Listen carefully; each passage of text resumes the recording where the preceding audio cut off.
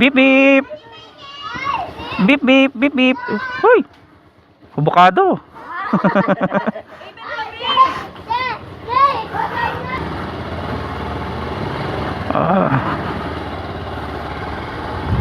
The heck?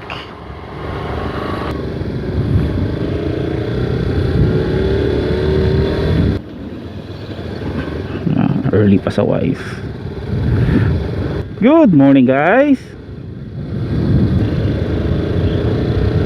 This is Erds. E-R-D-Z. Erds. Welcome to my channel. Rider DZ1.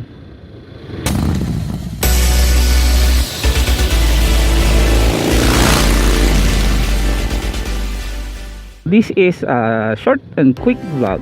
Aking pangalawang quick vlog. Alam niyo naman pag quick vlog ko may ginagawa lang ako. May konting errands na gagawin.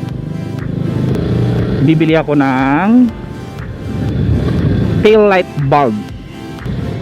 Dahil as of the moment ang aking tail light bulb ay sunog. Ulit.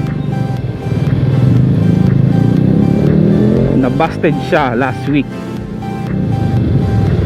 dahil apparently yung aking rectifier o yung voltage regulator ng aking motor ay palyado. Yun yung parang ano,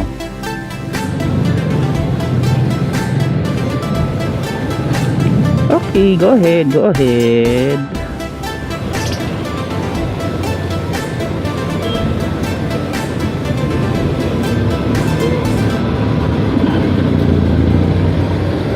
Problem. Uy, kambal. Kambal. Wait, no helmet. Yan o, no helmet. So yun nga, pumalya yung aking auto voltage regulator at nag-overcharge yung aking battery. Kaya on the past few days hindi ako nakapag-vlog dahil palyado ang aking motor. Kung di siya namamatay sa gitna ng biyahe, dahil di ako makapag-start ng maayos, kailangan ko siya i-kickstart. At sinira niya yung taillight bulb ko, kaya wala akong taillight.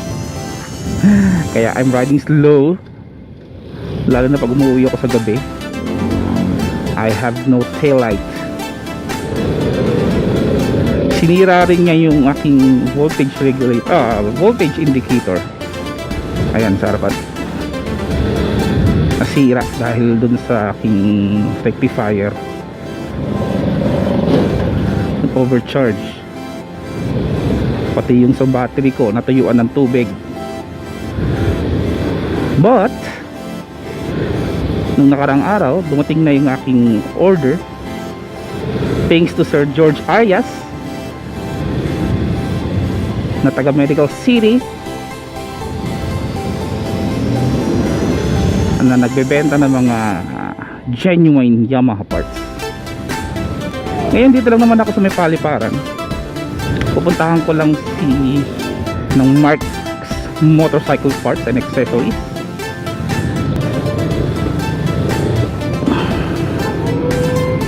Dahil ganyan, nasa loob siya ng prutasan. Ha? Sarado pa? Wala pa bantay? Ganon? Okay.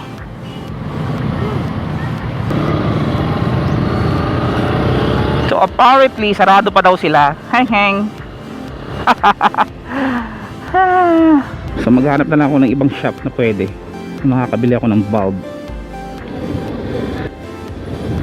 See you guys later.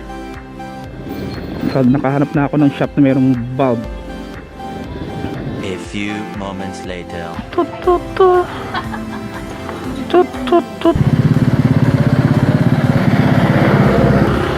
Yon. So, hi guys, I'm back. So, nakabili ako dito sa isang shop na to sa may area F dikit-dikit yun na shop eh. So I bought a tail lamp for 80 pesos, and according to the resident technician dun sa shop na pinagbilan ko,